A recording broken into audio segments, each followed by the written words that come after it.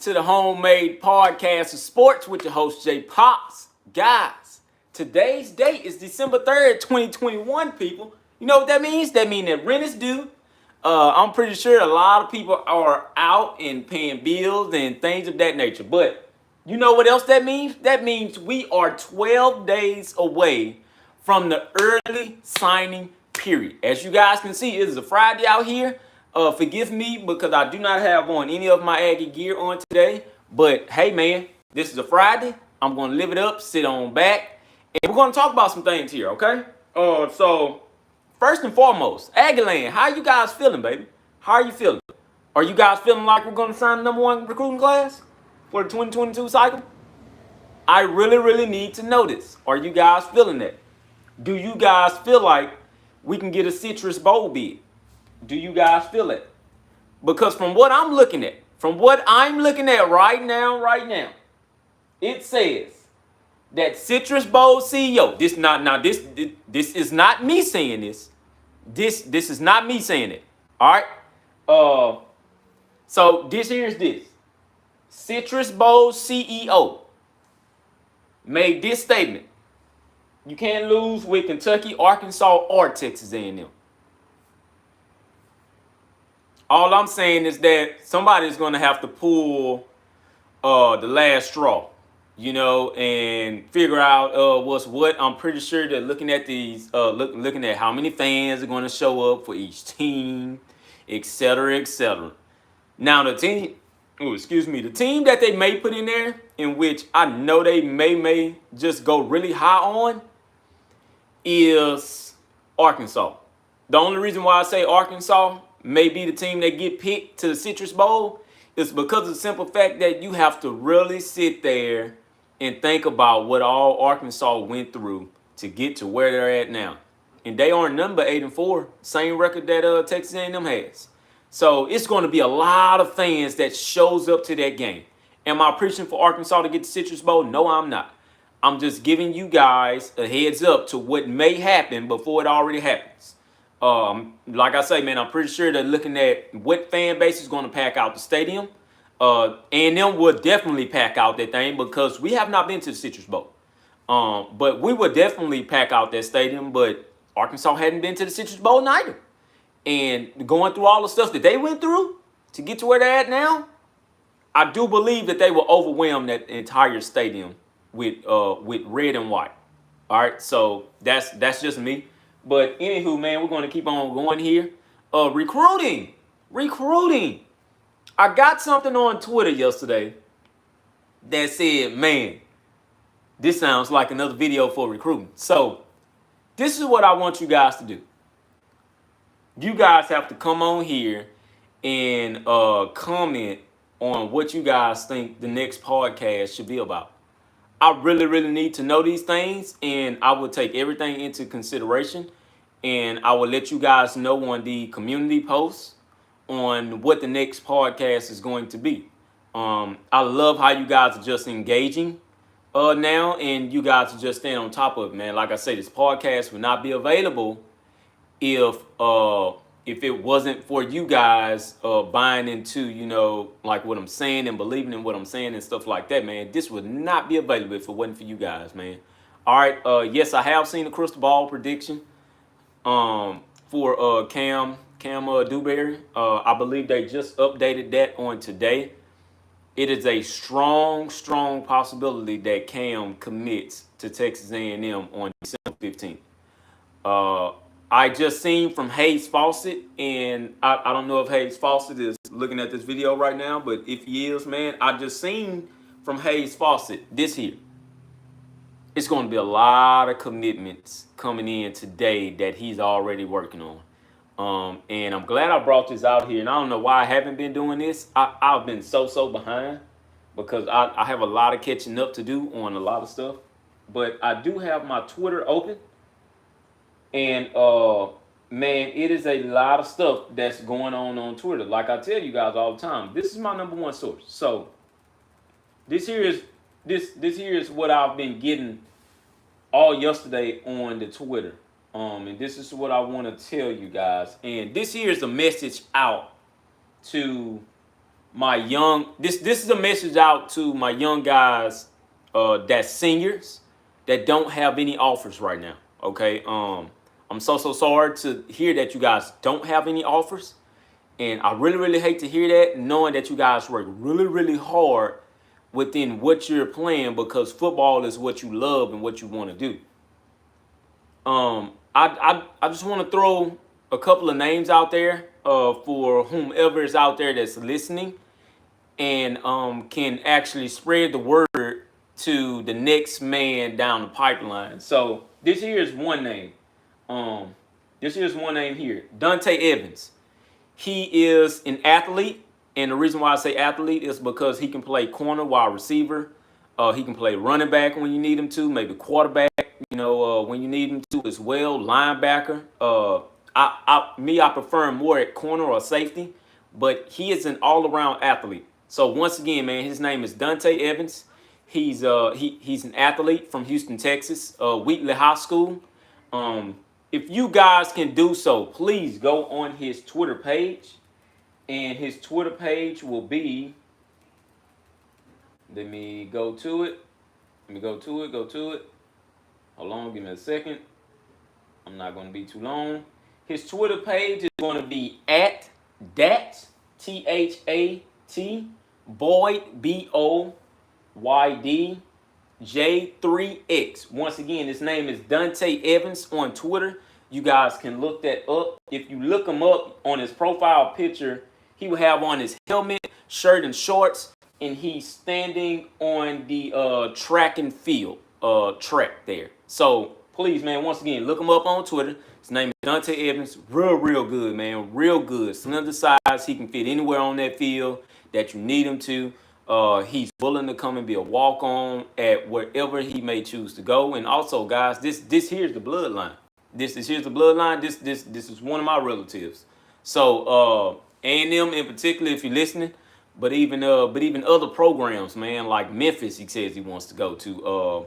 Another one is U of H, and I forget where the other one. SMU. If you guys are listening, man, hey, reach out to him. See if you guys can get with him on that. All right. So another one here, and I'm not going to take too long on that. I know you guys looking like, man, come on, man. I know you ain't gonna take that long on that. But if I can do so, understand this. If I can get these guys some recognition, if God says the same, for me to use my platform for some of these guys to get some recognition, to get some scholarships, then I'm all here for it. I'm gonna say that once again. I'm all here for it. I hate that I've heard this late in the season, because now we're down to early signing period, but National Signing Day is still coming up on February, the traditional National Signing Day. So I want to really get these guys out here, man, so somebody could pay attention to them, even if you're D2. All right, just, hey, reach out to them, look at the videos, show some interest. Another guy is Gavin Phillips. It looks like he was at TCU camp playing quarterback. That's another one that you guys need to look for as well. Check out his Twitter page. He is a QB once again. Check out his Twitter page, man. And another one is this guy here that really had reached out to me. Let me go to him. His name is Casey Murray. And Casey Murray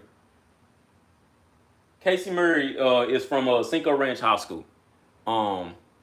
Like I say, man, he had about 112 tackles with 7 sacks, 11 quarterback pressures, and 4 fumbles caused. I have no clue how he does not have any scholarships.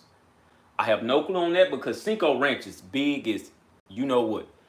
He's out there with the likes of Bobby Taylor that's at Katy. All of those schools are connected with one another. All right, so they all play in that 6A division out there. Once again, man, this guy here is from Cinco Ranch, Texas, Casey Murray. He is a linebacker, 2-year captain, 112 tackles, 7 sacks, 11 QB pressures, and 4 forced fumbles. Dave Campbell, if you listen, hey, bud, I'm reaching out to you as well, man. Look him up. I want to see where Mr. Gavin Phillips is from. And you guys just give me 1 second. And I thank you guys for tuning in and stuff like that, man. He is from Lufkin, Texas. It does not show what high school it has on here. I wish it did, but he's from Lufkin, Texas. I do not know who we may want to offer him, but he's just looking for one offer at least. All right. So, anywho, guys, look, I know I went on a long time about that, but like I say, man, if I can be a blessing to these guys any type of way, and if I can get you guys to also help them, that would really, really help out. All right. So, anywho, man, let's keep on going here. So, on my Twitter here, and Twitter is the #1 source. It is really, really, really big. Once again, I was looking at Hayes Fawcett, and it had on there where Hayes Fawcett said there was going to be a couple of guys to commit. This Twitter thing, man, you gotta keep on refreshing this. So let me look at this here. So I see somebody just released their top 4. Texas A&M is not in there. I see the crystal ball thing that I'm now seeing a lot of A&M recruits saying that they hate for them to use and stuff like that, man. But it has about 2 total picks for Cam Dewberry. So Cam, if you listen to mine, come on to Aggieland, baby. We want you. Gabriel Brownlow Dindy, the recruiting has not stopped for him, people. I know a lot of OU fans are mad at that, but the recruiting has not stopped for him. It has not stopped at all. Jimbo Fisher and company gets their visit. All right, and I'm going to repeat that once again. Jimbo Fisher and company now gets their visit. They get to go in there, and they get to go and talk their fair game. And that's going to be this upcoming Saturday, I believe. We have a couple of more guys that's coming in on next Saturday on December 10th, which is Shamar Stewart. And I believe Enoch White, if he can, he will try to make it down here, but most likely it will be a visit for Enoch as well. Anthony Lucas, I do not know when that in-home visit is going to be, but he will be making this decision on December 15th. You guys need to really, really look out for these commitments that I'm naming to you guys, okay? You need to really, really look out for them. We may see a surprise commit on today. I'm not sure of who that is, but then again, he may not commit on today. All right, I'm just keeping you guys in the loop on that. But we should be seeing a whole lot of, man. And I want you guys to continue to understand this here. It is some big things happening at Texas A&M University, man. It is some real big things football-wise that is happening. I know this is starting to shock a lot of people because our recruiting has never been at this level. It has never been elite. And I'm so tired of hearing that, oh, well, we've always recruited good. Key word is good. All right? Good. We've never recruited at an elite level. I'm going to say this once again. We never recruited at an elite level. Elite and good is 2 different things. All right? So I'm going to rephrase that once again. Elite and good is 2 different things. We're recruiting at an elite level for a reason. And even with a 8-4 record, we're still recruiting amongst with the best at the top, which is Georgia and Alabama. Okay? That solidifies something, man. With an 8-4 record, we're being considered for a Citrus Bowl. I'm going to say that once again. With an 8-4 record, we're being considered for a Citrus Bowl. That should tell you guys a lot about where this program is going. We're going in the right direction. We just need patience with everything. I know we've been waiting for a long time. I've been waiting for a long time. All right, nothing has changed. I'm 32 years old and I'm not getting any younger. But I do see great things happening with Jimbo Fisher and his recruiting staff. You know, in which I really want to start naming some of these guys because I know a lot of you don't even much know who's all on the staff like that. You guys only know the main people, which is Jimbo Fisher, Darryl Dickey, who's offense coordinator, Mike Elko, defense coordinator, TJ Rushing, in which I know a lot of you guys have heard before, but you don't know what position he coaches. He coaches the cornerbacks. This is the reason to why Denver Harris has now to why now Denver Harris has put us back in his top. These are all the guys that is making this stuff happen.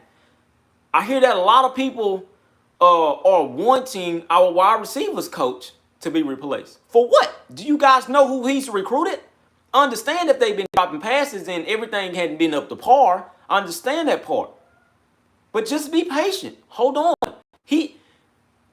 Even with that, our wide receivers coach hadn't had the right quarterback to land for him, to actually put the ball in some of these receivers' hands. Okay? So you guys have to be patient, man. You got to wait on those things. We had Haynes King. Haynes King by far put the ball in those guys' hands. Believe it or not, man, with only one game, but in the spring game as well, Haynes King put the ball in so many guys' hands that you hadn't even much heard of and you had already forgot about. One of them is Keon Jackson. I believe that's his name, Keon Jackson. A lot of you guys keep on forgetting about him because our wide receiver room is so crowded. These are all the guys that Damian Craig has went out and got. Damian Craig isn't the issue. You guys got to stop doing. Damian Craig is not the issue. All right, so I'm going to continue to flag that off like Jimbo Fisher is doing. Damian Craig is the reason to why we have Moose Muhammad. Damian Craig is the reason to why we have Damon Demons. Damian Craig is the reason to why we have Evan Stewart.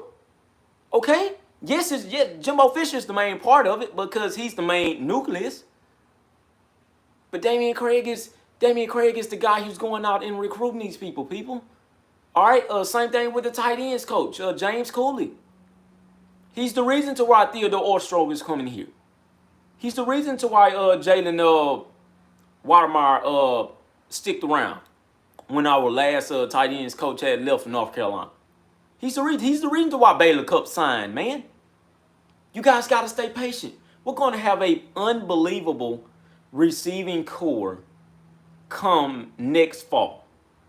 And once again, man, when I tell you guys that I will be at that spring game should be one of the most packed spring games since the one we just had. I'm not going to say we're going to pack it out like Nebraska. I believe you guys have heard me say that once before. We're not going to pack it out like that because that's just a traditional Nebraska thing. You know, so I'm not trying to compete with Nebraska. Do we need to schedule a game with Nebraska? Yes, we do. Because we do need to go up there to Lincoln, Nebraska in front of that crowd, and Lincoln needs to come to us as well for just one more time. One more time. I know it sounds like a Big 12-4 thing. They need to come on back one more time, man. I love that atmosphere in Nebraska every time I look at it. But anywho, this isn't about Nebraska. This is about game matchups. All right? So, in that 2022 schedule, man, we all need to pack that house out for that Miami game. I'm going to say this once again because a lot of you guys forgot we play Miami next year. We do play we play the ACC team. We play Miami, people. We need to pack that out. I believe that's our third game on the schedule, if I'm not mistaken. We need to really pack that out. But before we get to Miami, we have the bowl game and we have the spring game. What bowl game will we go to? What bowl game will we go to? If we do not go to the Citrus Bowl or the Outback Bowl, because we go to two of those bowl games, the Citrus Bowls and the Outback Bowls is for SEC and Big Ten. So we go to two of those. And both of those games aren't in the New Year's Six this year. So the Citrus Bowl and the Outback Bowl are the two open bids. If we do not go to the Citrus Bowl, and I'm going to say this once again, if we do not go to the Citrus Bowl, be ready to go to the Outback Bowl to face Iowa, I believe. So I'm going to say this once again, be ready to go to the Outback Bowl. I know it's a lot of Kentucky fans that may be mad at that. Understand the frustration. But be looking for, I believe, Arkansas and Texas A&M to be placed in the Citrus Bowl and the Outback Bowl, and Kentucky to go to the Taxslayer Gator Bowl against Clemson. If we do not go to those two bowl games that I just mentioned, we would end up in the Taxslayer Gator Bowl. We will not go to the Texas Bowl. Look, and it's a lot of people that be mad about going to the Texas Bowl, but I do understand why we do be upset. That lets you know what our expectations are now going forward. We don't want Texas Bowls anymore. But if we don't want Texas Bowls anymore, we can't sit up here and continue to go 8-4. That is why the recruiting is taking off the way like it's taking off. The coach don't want to see no more Texas Bowls. We don't like Texas Bowls, and we need to make that viral. We need to make that go really viral. We don't want Texas Bowl. You can't go 8-4 anymore. You just cannot. You cannot continue 8-4. All right, if you don't want Texas Bowl, don't go 8-4. That's just that. Don't go 8-5 neither. That's just that. All right, so let's look at a couple of things here. So I'm seeing down here, 247 Sports sources. Clemson wide receiver Frank Ladson and backup quarterback Tucson, I think it's Pumaha, have entered the transfer portal. So Clemson has lost their quarterback and wide receiver. That may be a good thing for us for if anybody is just thinking about going to go and get some wide receivers. Okay. Also, man, shout out to this guy, Marcus Freeman, for being moved up and hired as the next Notre Dame head coach. He is by far the youngest Notre Dame head coach, period. I'm going to say this once again. The youngest Notre Dame head coach, period. I see big things coming from Marcus Freeman in Notre Dame, although I don't even much like Notre Dame. But I see some big things coming from Marcus Freeman in general. I like that young man as a head coach. That young man is only 2 years older than me. He's only 34 years old. Let that sink in. He's about to coach Powerhouse. Let that sink in. The Brian Kelly transformation. You guys need to go and watch that. That is so funny to me. So funny. So this here is what I will end it off on. And I will let you guys go ahead and go back from lunch. If you guys are on lunch, once again, I'm off. But I'm going to let you guys go back for lunch. Texas A&M women's basketball. Remind you, they're undefeated right now. I'm going to say this once again. They're undefeated. I believe Texas is undefeated as well. If they're not undefeated, I believe they've lost maybe one game. All right, and I'm going to say that once again. I believe they probably lost only one game. But as of right now, Texas A&M is undefeated. Matter of fact, let me go look at something right here.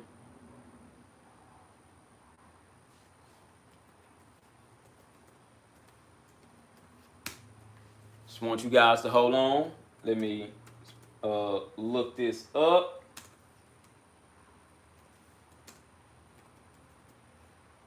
Women's basketball. And I have not been able to see a lot of games this year because of the simple fact I've been at work. So this here is the matchup. And I'll be looking at this game. I'll have it on my phone when I'm at work Sunday. So this game here. Texas A&M walks in there as the number 17 team, undefeated, against number 15, Texas Longhorns.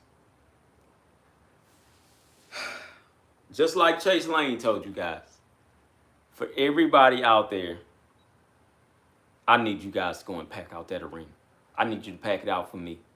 We need to sell that thing out. I mean, sell it out, sell it out. This is Gary Blair's last year. He needs to go out with a bang.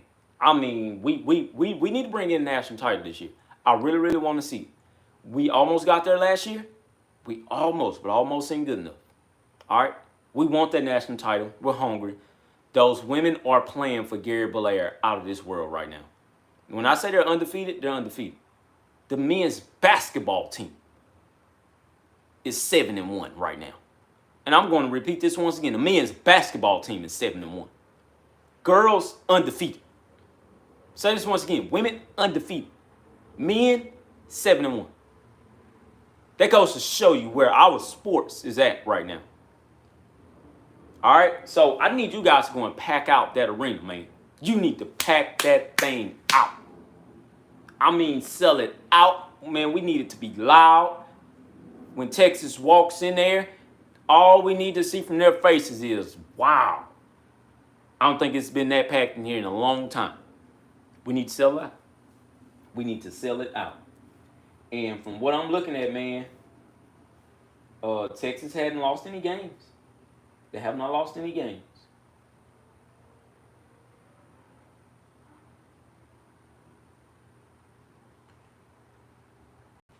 What did they do?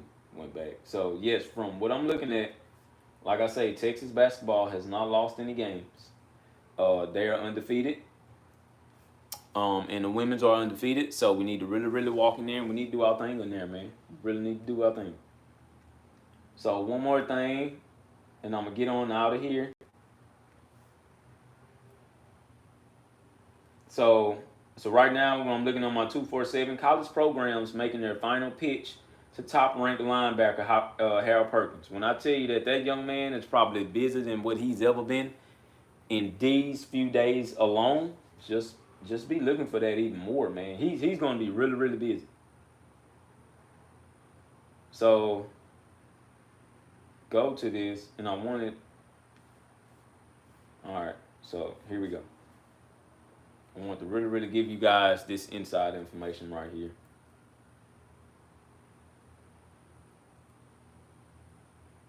So the early signing period for the class 2022 begins 2 weeks from yesterday. Texas A&M currently has the number 3 class in the nation and its highest team point total in the modern recruiting ranking era. But the Aggies are not even close to done. We're not even close. Here's a look at where things stand with the number of the final targets as we have been checking with lots of sources the past couple of days. A lot of people have been asking about North Shore 5-star cornerback Denver Harris. He has seemingly been a very, very heavy Alabama lean for some time, but that seems to be changing a bit. I don't want to discount the Tide, but with them potentially landing both Earl Little Jr. and Damani Jackson, I don't think they are big of contenders for Harris as they were previously. All right, so I think the other schools to watch in addition to A&M is actually LSU. Corey Raymond is retained in Baton Rouge. Harris has a good relationship with him, and the Tigers will probably be A&M's main competition. As for A&M, they have remained in contact with the whole time and have slowly gotten Harris to show more and more interest. I would actually put things pretty neck and neck right now with the Aggies and the Tigers. If North Shore beats the Atascocita. So North Shore and the Atascocita meets up. Cam and Denver Harris meets this weekend. That is by far one of the biggest Texas high school games of the weekend. Bridgeland plays somebody else this weekend. That's the big Texas high school football game this weekend as well. But if North Shore beats Atascocita on Friday night, they will likely play next Saturday, meaning there would not be an official visit. Weekend open for him before the early signing period. But if North Shore loses, it's possible that Harris makes a late official to A&M on the 10th. Another battle is likely A&M versus LSU for 5-star side-pair linebacker Harold Perkins. All right, so Jimbo Fisher will be in home next week, and the Aggies still feel pretty good about things. But him being a Louisiana kid and having family there always makes LSU a threat, and the Aggies are definitely keeping an eye on things there. So for guys that did not know, Harold Perkins is not from Texas, people. He lives in Texas, don't get me wrong, but he is a Louisiana native. All right, that is the reason to why LSU is so big in his commitment. He's from Louisiana, that's his home state. If he commits there, yes, it would make more sense that LSU had gotten him, but it's all about what he wants to do and believe in. If he commits to Texas A&M, that would not change of how his Louisiana relatives feel about him going forward, because you will see more of those guys at the game in Aggieland than you would at the actual last game of the season, because we don't go to Texas A&M next year. We don't go to LSU next year. LSU comes to us. So you will see that thing packed out with all of Harold Perkins' people if he decides to commit to Texas A&M, which I believe he will. All right. So I still continue to hear a lot of things positive about Perkins ending up in A&M, but this one is not a done deal or anything. But I like my crystal ball pick.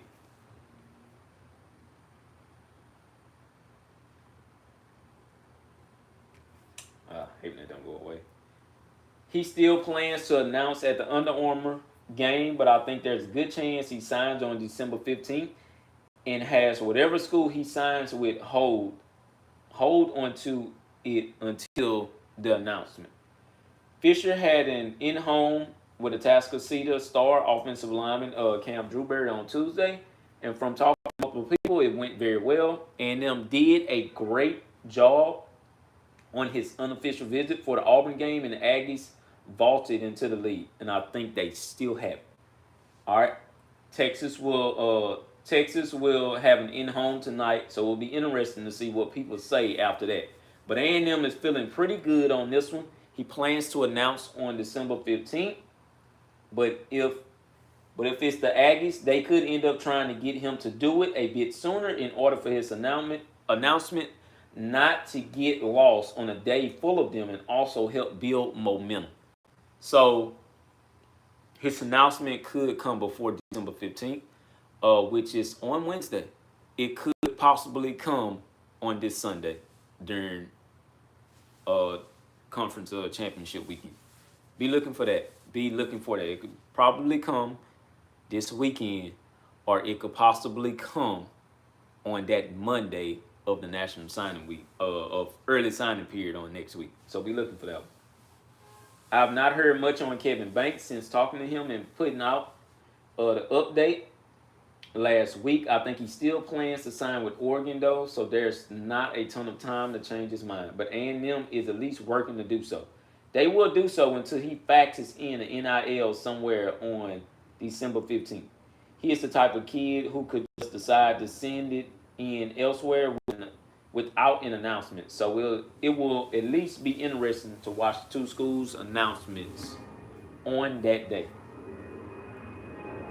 Seattle offensive lineman Mark Nabel still high on A&M and had Henson in home this week. He says USC is working hard to get him to make an official with the new staff, but that he isn't sure.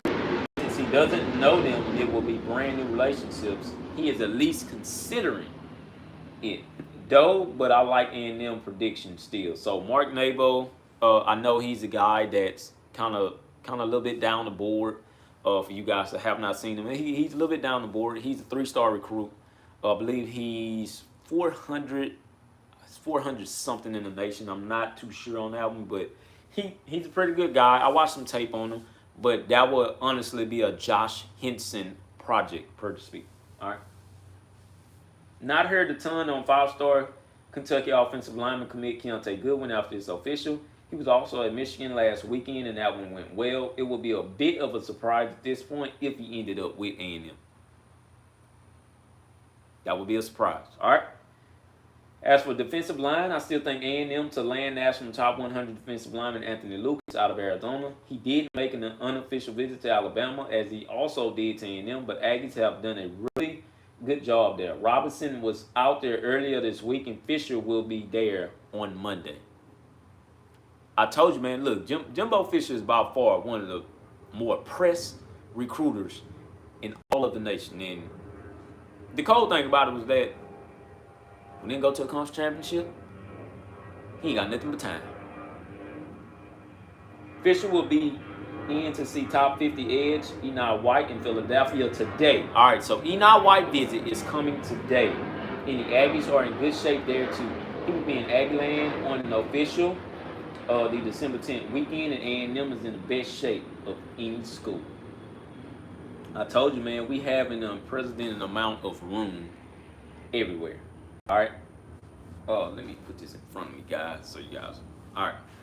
So also still like the Aggies for Miami 5-star defensive lineman Shamar Stewart. He has visited hometown Miami twice unofficially lately, but still is very high on A&M will be in town unofficially for December 10th weekend. A&M had multiple coaches there earlier this week, and Fisher will be there on next week.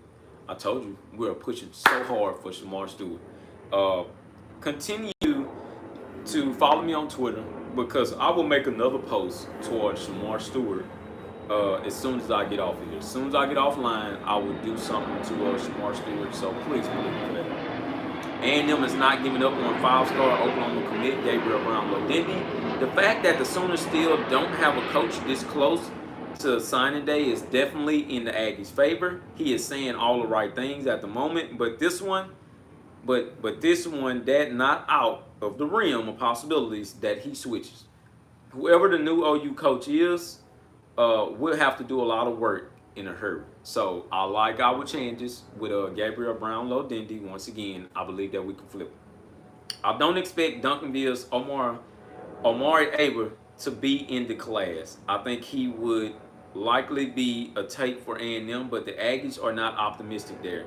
He is likely Ohio State bound.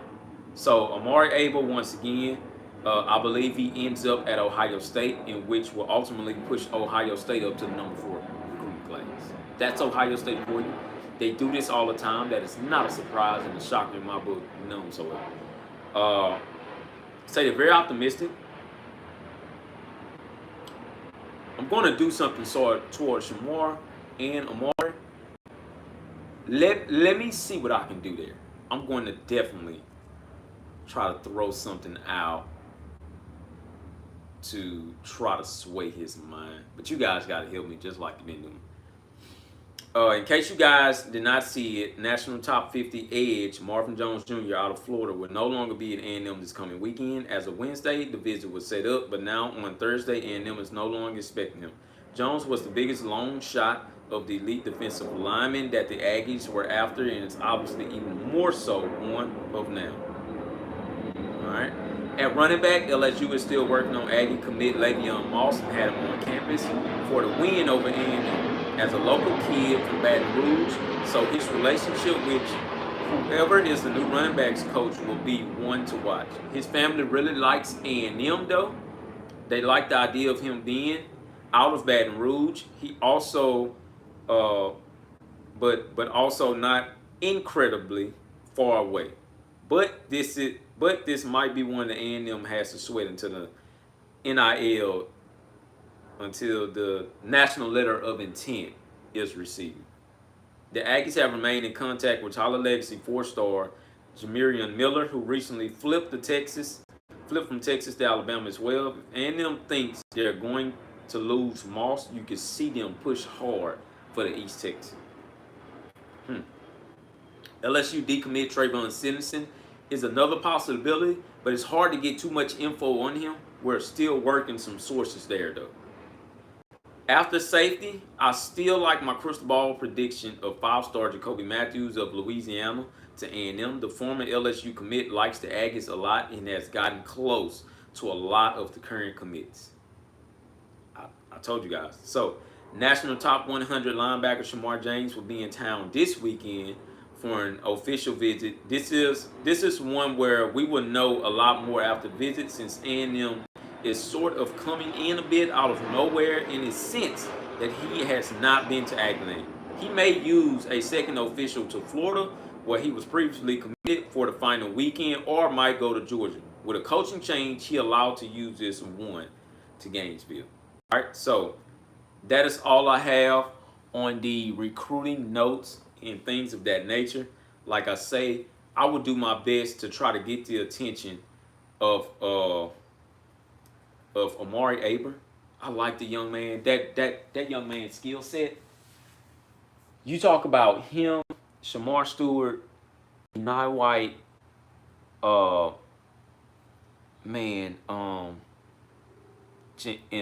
Gabriel Brownlow-Dendy, others like Anthony Lucas. You know, just wow, man. That's a lot of talent on defensive line alone, and you talking about a brick wall. You know, people just running into bricks every time they run, and to go along with the talent we already do have, that's in locker room. That is amazing. So once again, guys, I thank all of you for tuning in. Once again, this is Homemade Podcast Sports. Be looking for the Twitter.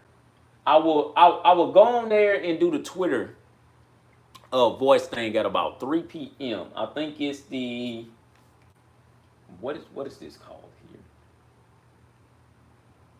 Really want to know what this is called.